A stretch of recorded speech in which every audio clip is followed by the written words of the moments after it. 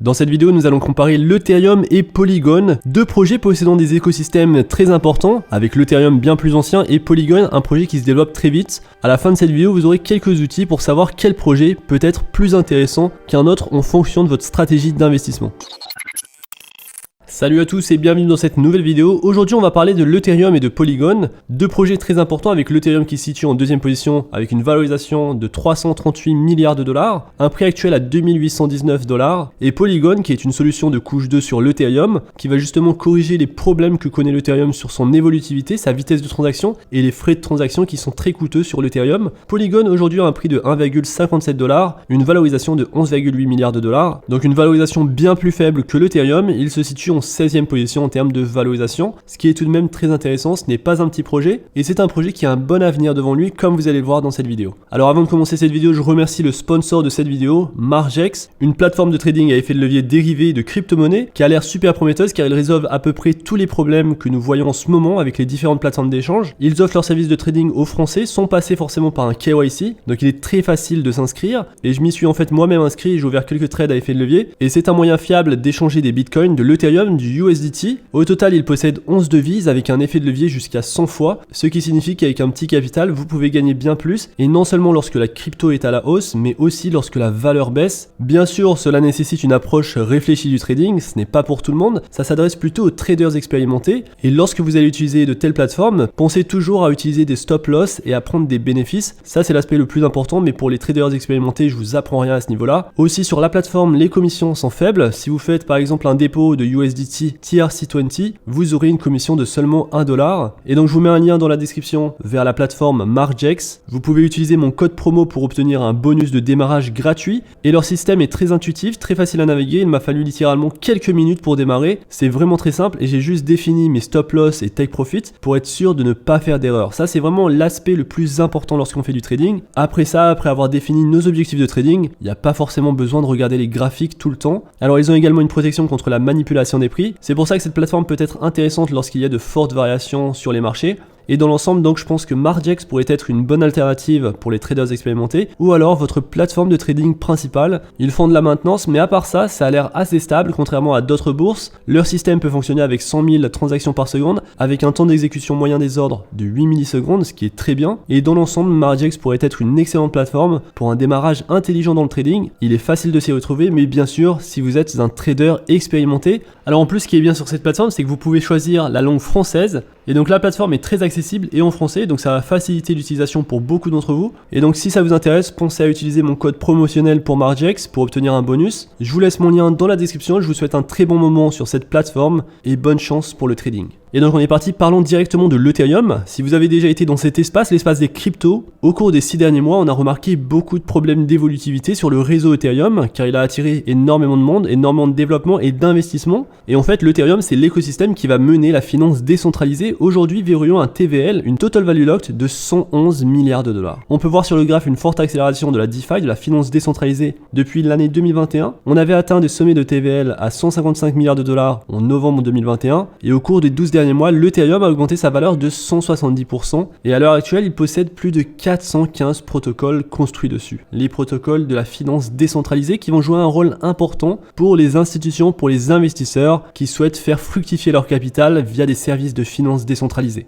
Et donc on a à peu près un tiers de la valorisation totale de l'Ethereum qui est verrouillée dans des protocoles de DeFi. Alors lorsqu'on va voir maintenant Polygon qui possède un market cap de 11,6 milliards de dollars, il possède une TVL de 3,75 milliards de dollars et la DeFi sur Polygon a vraiment commencé à partir du mois de mai 2021 où on a même eu un pic de TVL à 10,5 milliards de dollars et donc aujourd'hui on se situe à 3,75 milliards de dollars. Il possède 180 protocoles de finance décentralisée. Ces protocoles sont construits sur le réseau, vous pouvez les voir ici. Donc le protocole le plus important ça va être AV, donc qui représente 1,24 milliard de la TVL totale. En deuxième position, on va retrouver QuickSwap et en troisième position, on va retrouver Curve. Alors c'est normal qu'il y ait une telle différence, l'Ethereum étant plus ancien. Il faut savoir que Polygon c'est assez nouveau dans l'espace de la DeFi, ils commencent tout juste, ils sont connus pour d'autres aspects. La DeFi commence à jouer un rôle plus important pour Polygon et la crypto-monnaie la plus importante après l'Ethereum en termes de TVL, en termes de finance décentralisée, ça va être la crypto-monnaie Terra de token Luna avec un TVL de 23 milliards de dollars. Un TVL en augmentation, une crypto-monnaie qui qui surprend. On est à 88 $ aujourd'hui. Il y avait une forte baisse sur l'ensemble des crypto-monnaies et le prix du token Luna a très bien remonté. C'est un de mes projets préférés, le projet Terra Luna. Je vous en parle beaucoup sur la chaîne, j'aurai l'occasion de vous en parler encore. Aujourd'hui, on se focalise vraiment sur Polygon. On va essayer de comprendre plus en détail Polygon et qu'est-ce qu'il a d'intéressant par rapport à l'Ethereum, qui est quand même une solution qui essaye d'améliorer l'Ethereum. Et donc sur le point de la DeFi, ils sont encore en retrait et bien en retrait par rapport à l'Ethereum. Cela étant dit, ils sont tout nouveaux dans cet espace et 2022 pourrait être une bonne année pour la DeFi, pour le token Matic. Alors commençons par une brève introduction de ce que c'est Polygon. C'est une solution de mise à l'échelle secondaire pour la blockchain Ethereum. Il permet aux développeurs de connecter leurs contrats intelligents compatibles Ethereum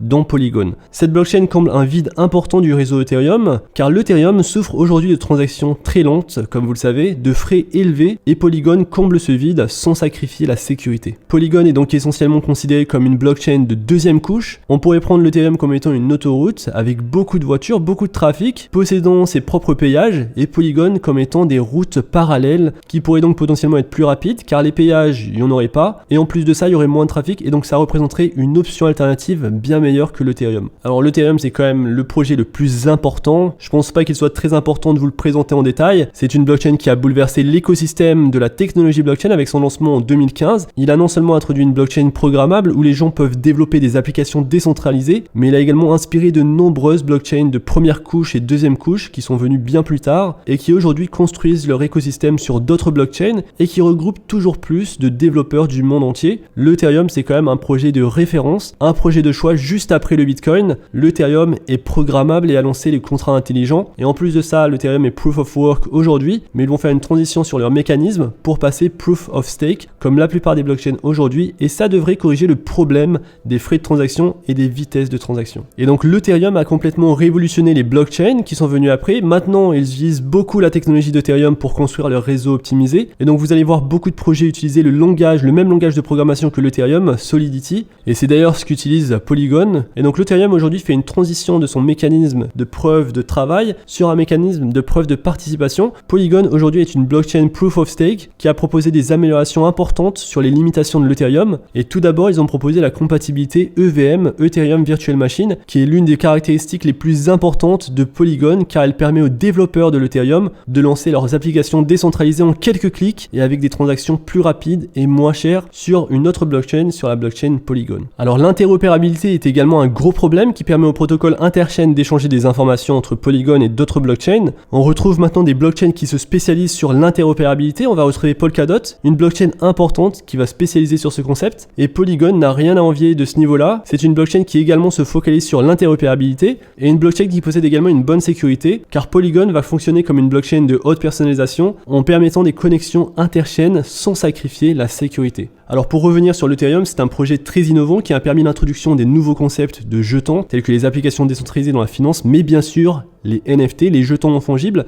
Et donc ça fait de l'Ethereum le véritable leader dans le développement Web3. Grâce au projet Ethereum et tout ce qu'on a vu aujourd'hui en termes d'innovation, vous pouvez tokeniser la plupart des actifs du monde réel. Donc pour les NFT, ça va être plutôt des œuvres d'art, de la musique. Et donc ces NFT sont construits sur un contrat ERC 721, un smart contract, un contrat intelligent qui est irrévocable. Et lorsque vous possédez un NFT, vous pouvez le vendre sur le marché secondaire. Et donc OpenSea étant le plus grand marché de NFT, c'est dessus que vous verrez la plupart des ventes de NFT sur le réseau Ethereum. Mais c'est également dessus que vous pourrez voir la plupart des ventes de NFT sur le réseau Polygon. Et donc ce système de NFT est très intéressant pour tout type d'artiste, car il y aura un système de redevance à chaque fois qu'un NFT sera revendu. Et donc sans prendre en compte la DeFi, qui est une autre partie qui est importante dans les crypto-monnaies aujourd'hui, les NFT représentent une autre partie très importante. Et de ce côté-là, bien sûr, l'Ethereum est en avance et le leader par rapport aux autres blockchains. Et le marketplace le plus important, c'est toujours OpenSea. Et ce qui est intéressant avec Polygon, c'est que les NFT sur Polygon seront directement intégrés sur OpenSea, sur le plus grand marketplace. Et lorsqu'on va parler de NFT sur la blockchain Polygon, les NFT sont aussi importants dessus, car sur Polygon, les frais de transaction sont très faibles et les vitesses de transaction très rapides, ce qui fait que pour les applications de Play to Earn, les jeux vidéo crypto, Polygon est très importante à ce niveau-là en termes de NFT et pourrait s'établir comme étant la référence des NFT dans le gaming, en plus d'être la référence dans les NFT pour donner des accès privilégiés à des clubs privés car il n'y a pas de frais de transaction. Et c'est là où c'est intéressant que je vous parle de mon projet NFT que j'ai sorti récemment et qui va sortir donc samedi. La vente publique sera samedi et la vente privée sera le vendredi 4 mars, normalement aujourd'hui. c'est un NFT qui vous donne un accès à un club d'investisseurs pour qu'on puisse échanger sur différents aspects de l'investissement, que ce soit l'immobilier, le trading, les NFT, le metaverse, les play to earn, les crypto-monnaies, la bourse. On va également parler de trading d'options. C'est vraiment pour donner plus d'armes aux investisseurs pour qu'ils puissent diversifier leurs investissements, apprendre tout en partageant au sein d'une communauté de passionnés. Alors vous pouvez voir les utilités, il y a quand même pas mal d'utilités pour les détenteurs de ne serait-ce qu'un seul NFT. Lorsque vous allez posséder plus de NFT, vous aurez plus de récompenses. En plus de ça, il y a 50 NFT légendes, donc qui possèdent des backgrounds qui sont animés. Ces NFT légendes, il y en a 50 dans la collection. Sur les 600 premiers NFT, il y a plus de probabilité d'en trouver. Et si vous mintez un NFT légende, vous aurez un cadeau physique, donc vous pouvez gagner un Ethereum. Il y a 10 NFT Ledger disponibles, il y a des actions Amazon à gagner, il y a des iPhones, des actions Tesla. Et je vous invite à rejoindre du coup le Discord si ça vous intéresse. La prévente c'est aujourd'hui, mais c'est peut-être un peu trop tard. La vente publique, ce sera ce samedi 5 mars. Donc si ça vous intéresse, je vous mettrai le lien du Discord dans la description et vous pourrez directement échanger avec les membres de la communauté. Et pour nous, ça avait du sens de lancer notre projet sur Polygon, justement grâce aux frais de transaction qui sont très faibles. Ça va permettre d'avoir un volume d'échange intéressant et d'utiliser au mieux la technologie des NFT, mais plutôt pour donner un accès privilégié à un club d'investisseurs. Alors nous avons vu un petit peu les principales technologies utilisées pour Polygon et l'Ethereum. Parlons maintenant de décentralisation, qui est un aspect très important pour les crypto-monnaies. Aujourd'hui, on va retrouver beaucoup de blockchains différentes et il y en a pas mal qui vont se prétendre être vraiment décentralisées. Mais comment peut-on vérifier ça et comment peut-on mesurer la décentralisation ? Alors aujourd'hui, il y a une métrique qu'on appelle le coefficient de Nakamoto qui a été créé pour connaître le degré auquel une blockchain est vraiment décentralisée. Le coefficient de Nakamoto va représenter le nombre de validateurs ou de nœuds qui doivent se déconnecter pour diminuer les performances de la blockchain. Car pour rappel, une blockchain décentralisée, c'est une blockchain où ces informations sont enregistrées dans des nœuds ou des validateurs placés dans de nombreuses régions du monde, et ainsi plus il y a de nœuds, plus la blockchain sera décentralisée. Et donc si on a une blockchain qui n'a pas beaucoup de nœuds, ça va créer de l'instabilité sur l'ensemble du réseau, car il suffirait que quelques nœuds disparaissent pour que les performances de la blockchain diminuent. Et donc ce coefficient de Nakamoto, c'est le nombre de validateurs ou de nœuds qui doivent se déconnecter en même temps pour diminuer les performances de la blockchain. Alors voyons maintenant comment se manifeste ce coefficient à la fois sur Polygon mais également sur l'Ethereum. Sur Polygon, on obtient un résultat de seulement 2, étant donné que le nombre de validateurs est de 100 dans cette blockchain, ce qui fait finalement sur cette liste la blockchain la moins décentralisée. Donc certains connaissent Avalanche, Solana, Thorchain, Binance, Terra, Cosmos, Phantom. Alors l'Ethereum n'est pas sur la liste, ils sont en transition sur leur mécanisme de consensus. À une certaine époque, pour reprendre l'Ethereum, il possédait 7400 nœuds. Donc l'Ethereum, c'est l'une des crypto-monnaies les plus décentralisées, car il possède beaucoup plus de validateurs de nœuds que Polygon. En tout cas, c'est ce qui se passe pour le moment. Donc en termes de décentralisation, sur le coefficient de Nakamoto, c'est pas très idéal pour Polygon malheureusement. C'est un coefficient qui devrait s'améliorer au fur et à mesure. On est au tout début de ce protocole, c'est un protocole qui est stable, sécurisé. D'ailleurs, c'est intéressant de noter que sur la liste, on a vu Thorchain qui a un coefficient de 10, mais c'est un protocole qui avait été piraté. Solana a un coefficient de 18, mais qui est tenu par beaucoup d'institutions et qui a subi pas mal d'instabilité sur sa blockchain dernièrement. À ma connaissance, Polygon n'a pas subi de telles instabilités ou piratages, donc c'est un très bon point pour Polygon. Cela étant dit, le coefficient aujourd'hui est très bas et potentiellement ça pourrait donc s'améliorer. Alors pour finir, parlons un petit peu de la tokenomics des deux projets. Pour Polygon aujourd'hui qui se classe en 16e position, c'est un projet qui possède une valorisation de 11,6 milliards de dollars avec environ 1 milliard de dollars de transactions sur les 24 dernières heures. Et c'est un projet qui a une offre maximale, un max supply de 10 milliards de tokens avec 76% de tokens en circulation.